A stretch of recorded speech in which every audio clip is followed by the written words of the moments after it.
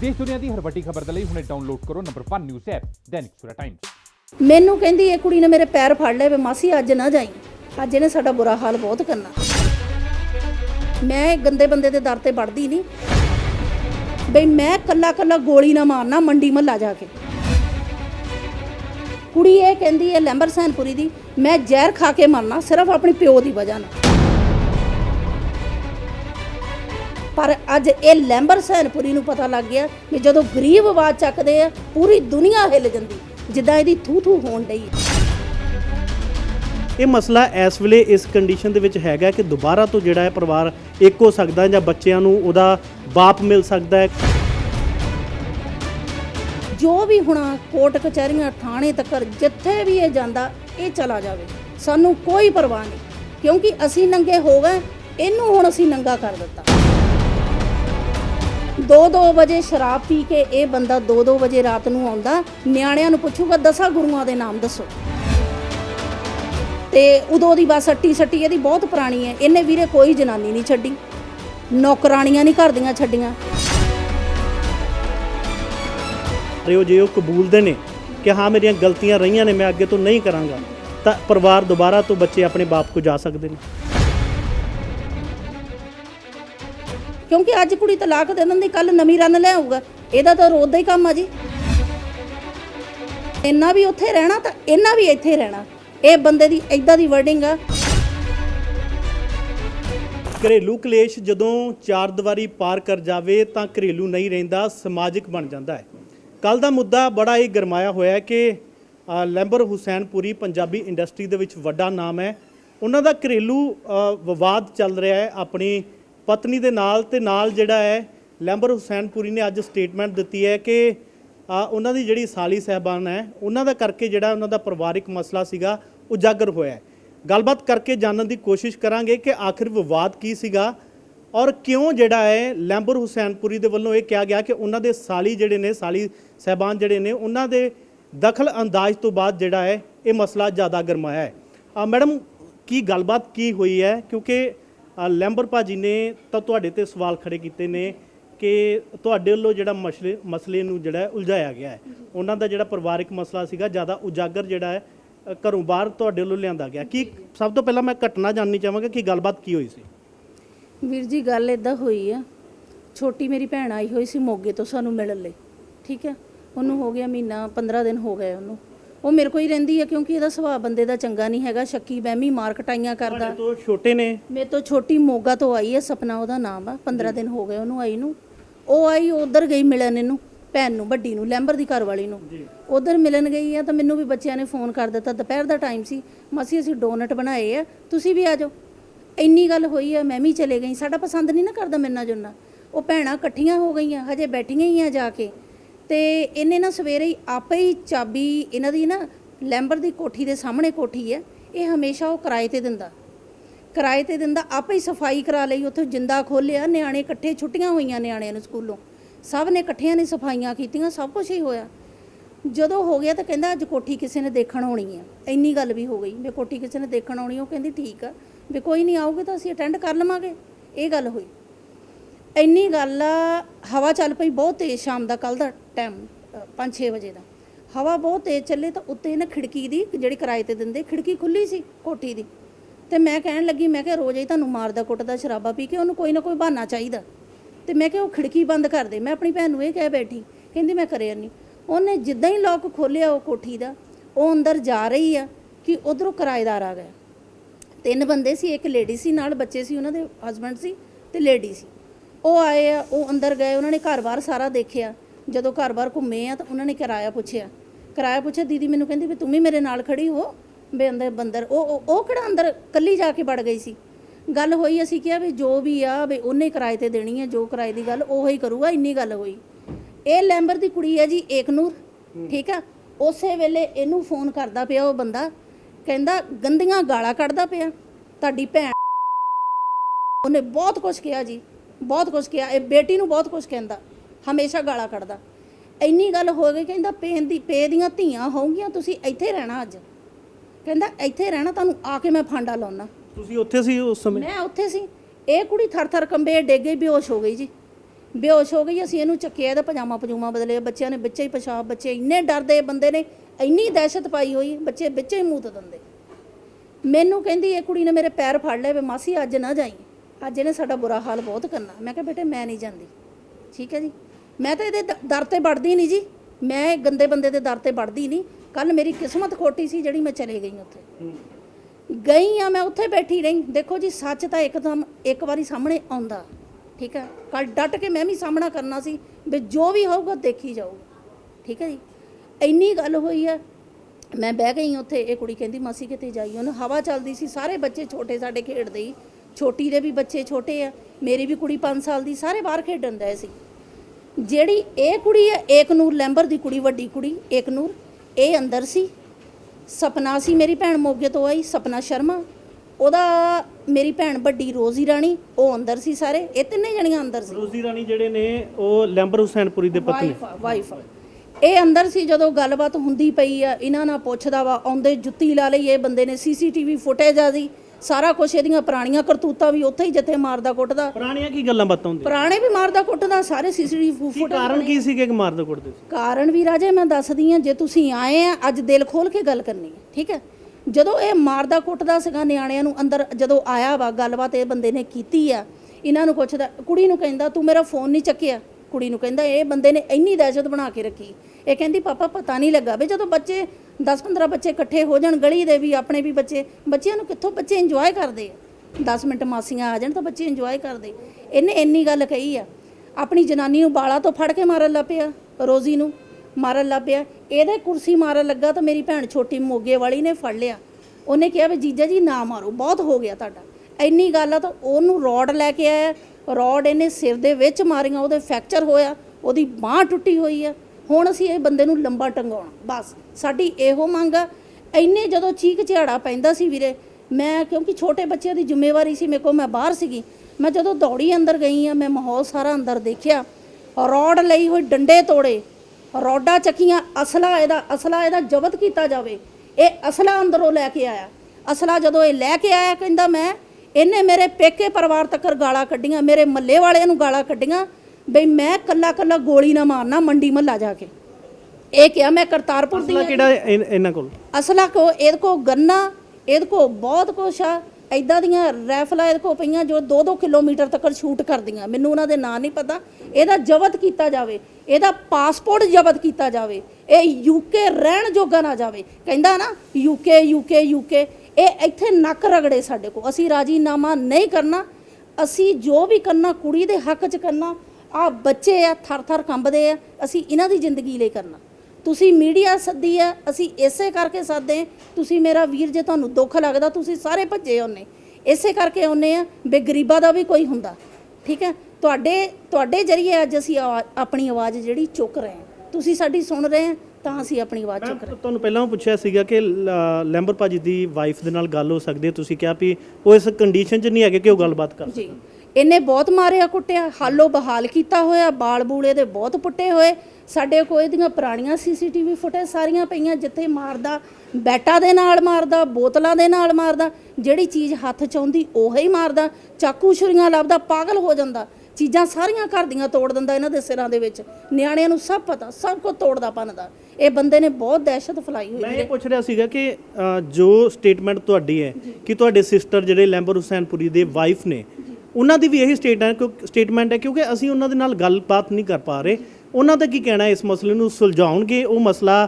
ਤੁਹਾਨੂੰ ਕੀ ਲੱਗਦਾ ਹੈ ਕਿ ਜਾਂ ਜੋ ਸਟੇਟਮੈਂਟ ਤੁਸੀਂ ਦੇ ਰਹੇ ਹੋ ਉਹੀ ਸਟੇਟਮੈਂਟ ਉਹ ਦੇ ਰਹੇ ਨੇ? ਵੀਰੇ ਮਸਲਾ ਸਮਝਾਉਂਦੇ ਨੂੰ ਬਹੁਤ ਟਾਈਮ ਹੋ ਗਿਆ।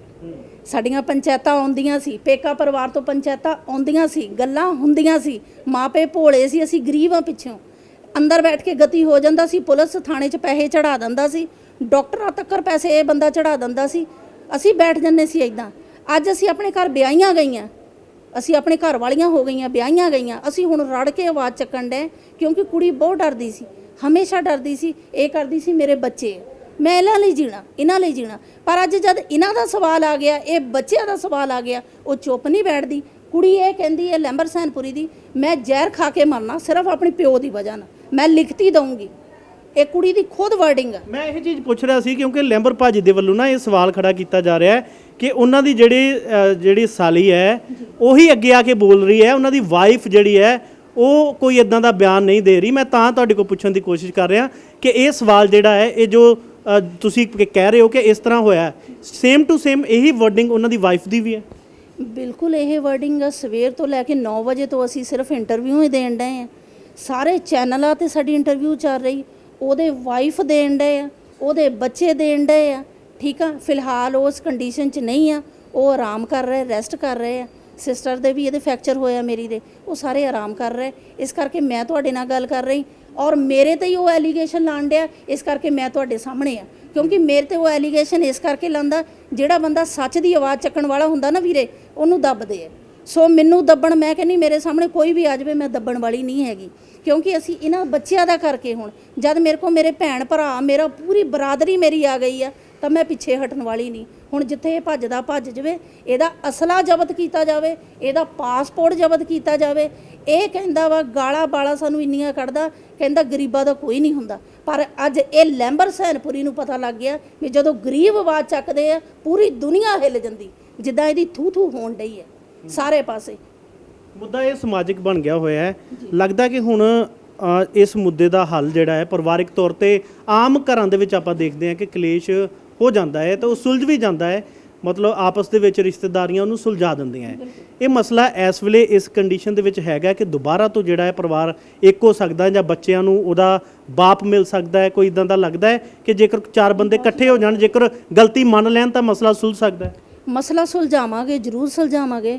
ਸਾਡੀ ਭੈਣ ਦੀ ਵੀ ਇਹੀ ਗੱਲ ਆ, ਸਾਡੀ ਇਹੀ ਗੱਲ ਚੱਲਦੀ। ਸਾਡੇ ਰਿਸ਼ਤੇਦਾਰ ਆਇਆ, ਮੇਰਾ ਨਗਰ ਆਇਆ, ਮੇਰਾ ਸਮਾਜ ਆਇਆ, ਹਰ ਇੱਕ ਬੰਦਾ ਖੜਾ। ਜਿੱਥੇ ਤੁਸੀਂ ਖੜੇ ਉੱਥੇ ਤਾਂ ਕੋਈ ਖੜਾ ਹੋਣ ਵਾਲਾ ਬੰਦਾ ਨਹੀਂ। ਤੁਸੀਂ ਕੰਨ ਕੰਨ 'ਚ ਲੋਕਾਂ ਦੀ ਆਵਾਜ਼ ਸਾਡੀ ਪਹੁੰਚਾਉਣ ਡਏ। ਹੁਣ ਅਸੀਂ ਜਿਹੜਾ ਫੈਸਲਾ ਕਰਨਾ, ਅਸੀਂ ਇਸੇ ਕਰਕੇ ਵੀਰ ਕਰਨਾ ਕਿਉਂਕਿ ਇਹ ਬੰਦੇ ਨੇ ਸਾਡੇ ਅਤਿਆਚਾਰ ਬਹੁਤ ਕੀਤਾ। ਮੇਰੇ ਮਾਪੇ ਨੂੰ ਵੀ ਮਾਰਦਾ ਸੀਗਾ ਸ਼ੁਰੂ ਤੋਂ, ਇਹ ਸ਼ੁਰੂ ਤੋਂ ਹੀ ਸਾਨੂੰ ਮਾਰਦਾ ਕੁੱਟਦਾ ਆਇਆ। ਠੀਕ ਆ, ਹੁਣ ਜਿਹੜੀ ਗੱਲ ਤੁਸੀਂ ਨਿਬੇੜਨ ਦੀ ਕਹਿੰਦੇ, ਗੱਲ ਇੱਦਾਂ ਨਿਬੜਨੀ ਆ। ਜੋ ਵੀ ਹੁਣ ਕੋਰਟ ਕਚਹਿਰੀਆਂ ਥਾਣੇ ਤੱਕ ਜਿੱਥੇ ਵੀ ਇਹ ਜਾਂਦਾ, ਇਹ ਚਲਾ ਜਾਵੇ, ਸਾਨੂੰ ਕੋਈ ਪਰਵਾਹ ਨਹੀਂ। ਕਿਉਂਕਿ ਅਸੀਂ ਨੰਗੇ ਹੋ ਗਏ, ਇਹਨੂੰ ਹੁਣ ਅਸੀਂ ਨੰਗਾ ਕਰ ਦਿੱਤਾ, ਸਾਨੂੰ ਇੰਨੀ ਖੁਸ਼ੀ ਹੈ। ਔਰ ਜਿਹੜੀ ਤੁਸੀਂ ਕਹਿੰਦੇ ਆ ਮਸਲੇ ਦੀ ਗੱਲ, ਮਸਲਾ ਸੁਲਝਾਉਣਾ, ਬੱਚੇ ਕਹਿੰਦੇ ਅਸੀਂ ਆਪਣੇ ਪਿਓ ਦੇ ਨਾਲ ਨਹੀਂ ਰਹਿਣਾ, ਸਾਨੂੰ ਰੋਜ਼ ਟੌਰਚਰ ਕਰਦਾ। 2-2 ਵਜੇ ਸ਼ਰਾਬ ਪੀ ਕੇ ਇਹ ਬੰਦਾ 2-2 ਵਜੇ ਰਾਤ ਨੂੰ ਆਉਂਦਾ, ਨਿਆਣਿਆਂ ਨੂੰ ਪੁੱਛੂਗਾ 10 ਗੁਰੂਆਂ ਦੇ ਨਾਮ ਦੱਸੋ, ਆ ਕੇ ਪੁੱਛੂਗਾ ਨਿਆਣਿਆਂ ਨੂੰ ਕਿੱਥੇ ਦੀ ਇਹ ਲੈ ਕੇ ਹੈ ਮੈਨੂੰ ਦੱਸੋ। ਨਿਆਣਿਆਂ ਨੂੰ ਜੇ ਤੁਸੀਂ ਪੜ੍ਹਾਈ ਕਰਾਉਂਦੇ ਆ, ਕੁਝ ਪੁੱਛਦੇ ਆ, ਤੁਸੀਂ ਦਿਨੇ ਪੁੱਛਦੇ ਕਿ ਰਾਤ ਨੂੰ ਪੁੱਛਦੇ? ਸ਼ਰਾਬਾਂ ਪੀ ਕੇ, ਸ਼ਰਾਬਾਂ ਦਾ ਆਦੀ ਆ ਜੀ, ਡੇਲੀ ਸ਼ਰਾਬ ਪੀਂਦਾ, ਡੇਲੀ ਸ਼ਰਾਬ ਪੀ ਕੇ ਜਨਾਨੀ ਕੁੱਟਦਾ। ਹੁਣ ਪ੍ਰੋਡਿਊਸਰ ਹੈਗੀ ਰਜਨੀ ਜੈਨ ਲੁਧਿਆਣੇ ਦੀ, ਉਹਦੇ ਮਗਰ ਲੱਗਾ ਹੋਇਆ। ਰਾਤੀ ਮਹੱਲਾ ਸਾਡਾ ਸਾਰਾ ਨਾਲ ਸੀਗਾ, ਮੇਰੀ ਭੈਣ ਉੱਥੇ ਬੈਠੀ, ਸਾਡਾ ਮੈਡੀਕਲ ਹੋਣਾ ਸੀ, ਅਸੀਂ ਹਸਪੀਟਲ ਸੀਗੇ।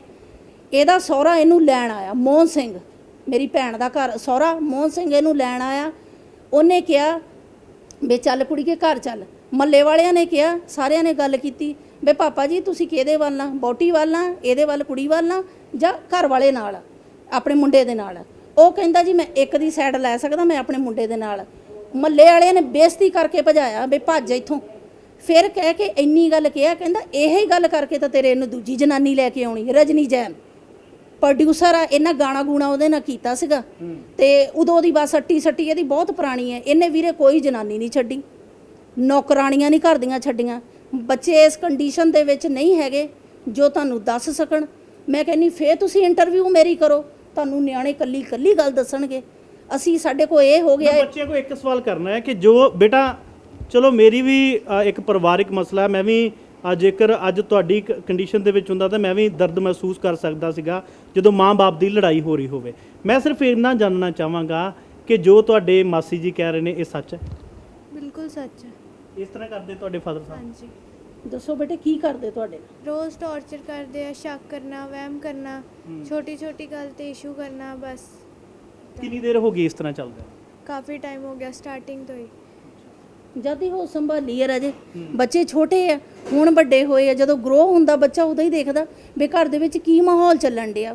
ਕੁੜੀ ਦਾ ਫੋਨ ਚੈੱਕ ਕਰੂਗਾ ਰਾਤ ਨੂੰ, ਮੈਂ ਤੁਹਾਨੂੰ ਦੱਸਦੀ ਹਾਂ, ਰਾਤ ਨੂੰ ਪੁੱਛੂਗਾ ਪੜ੍ਹਾਈਆਂ ਬਾਰੇ, ਫਿਰ ਕਹਿ ਦਊਗਾ ਕਦੀ ਇਹਨਾਂ ਨੂੰ ਗੰਦੇ ਗੰਦੇ ਕੋਈ ਕਮੈਂਟ ਕਰੂਗਾ, ਕੋਈ ਬੱਚਿਆਂ ਨੂੰ ਕੋਈ ਕਰਦਾ ਇਦਾਂ ਦੀਆਂ ਗੱਲਾਂ। ਇਹ ਥੋੜੀ ਹੁੰਦਾ। ਇਹ ਕਹਿੰਦਾ ਨਾ ਮੈਂ ਯੂਕੇ, ਅਮਰੀਕਾ, ਕੈਨੇਡਾ ਘੁਮਾਉਣਾ ਵਾ। ਯੂਕੇ ਲੈ ਕੇ ਗਿਆ ਸੀ, ਮਲੇਸ਼ੀਆ ਲੈ ਕੇ ਗਿਆ ਸੀ। ਉਹ ਵੀ ਬੱਚਿਆਂ ਨੇ ਬਹੁਤ ਜਿੱਦ ਪਾਈ, ਪਾਪਾ ਸਾਨੂੰ ਇਸ ਵਾਰੀ ਤਾਂ ਲੈ ਜਾਓ, ਤੁਸੀਂ ਦੇਸ਼ ਵਿਦੇਸ਼ ਘੁੰਮਦੇ ਪਏ, ਸਾਨੂੰ ਵੀ ਲੈ ਜਾਓ। ਤਾਂ ਲੈ ਕੇ ਗਿਆ। ਉਹ ਵੀ ਇਹ ਬੰਦਾ ਉੱਥੇ ਲੈ ਗਿਆ। ਉੱਥੋਂ ਵੀ ਸਾਨੂੰ ਮੇਰੀ ਭੈਣ ਦੇ ਫੋਨ ਆਉਂਦੇ ਸੀ, ਹੋਰ ਵੀ ਸਾਡੇ ਬਥੇਰੇ ਰਿਸ਼ਤੇਦਾਰ ਜਿਨ੍ਹਾਂ ਦੇ ਫੋਨ ਆਉਂਦੇ ਸੀ, ਉਹ ਇਹ ਗੱਲ ਕਰਦੇ ਸੀ। ਉੱਥੇ ਵੀ ਇਹਨਾਂ ਦਾ ਜੀਣਾ ਹਰਾਮ ਕੀਤਾ ਸੀ ਇਹ ਬੰਦੇ ਨੇ। ਉੱਥੇ ਵੀ ਲੜਾਈਆਂ ਝਗੜਾ ਇਹ ਹੀ ਕੰਮ ਕਰਦਾ ਸੀ ਜਦੋਂ ਯੂਕੇ ਤਾਂ ਮਲੇਸ਼ੀਆ ਗਿਆ। ਇਹ ਬੱਚੇ ਸਾਰੇ ਗਵਾਹ।